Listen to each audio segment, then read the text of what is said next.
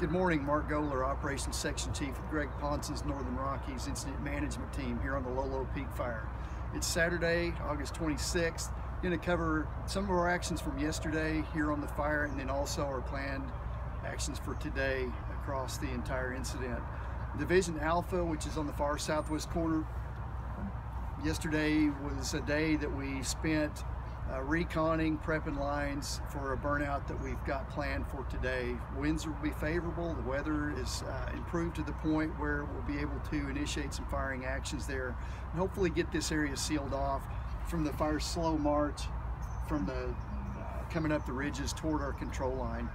That will be a great stroke of business, get that accomplished today and possibly as late as tomorrow, and get that southwest corner sealed off.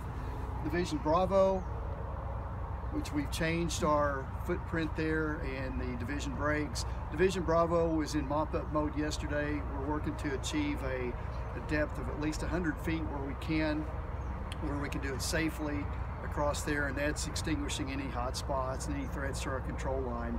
And hopefully by the end of the day we'll be able to put that line as shown as contained. That'll be depending of course on the weather and the progress the crews make and how much heat we've got in there. Division Charlie Echo, which is across the top. Yesterday we spent a lot of time completing mop-up operations there, pulling out all the hose lays and infrastructure that we had in place for structure protection, and started to backhaul that to camp and then get it refurbed, and we'll get it redeployed in the areas to the farther south of the fire as needed. Division Foxtrot Hotel, mop up in that area also, and just ensuring that that area is in great shape. We've already shown that line is contained, but we still have several resources in there working, patrolling, and more or less in a patrol status in Foxtrot Hotel. Coming down into Division Juliet, where the bulk of the activity continues. Yesterday there was some line improvement, chipping operations to get rid of the brush and other debris that we generated from our line improvement activities as we move farther south toward the old Kootenai Creek burn. But also we were able to mop up in a burn that we did a couple of days ago, and then also a burn that we finished up early this morning in the DP 107-110 area.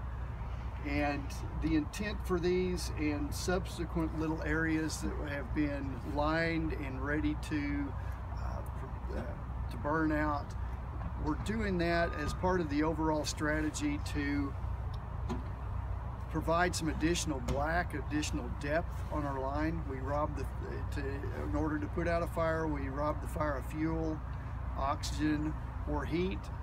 In this case, we're taking care of the fuel. So we've got a few little areas that we have lined and ready to burn to give us that extra buffer from where the main fire will come and from the values at risk here along Highway 93. The fire continues to make a slow march to the south. We're in the time period of Northern Rockies when things will get drier, and we are anticipating that, trying to get that lined up.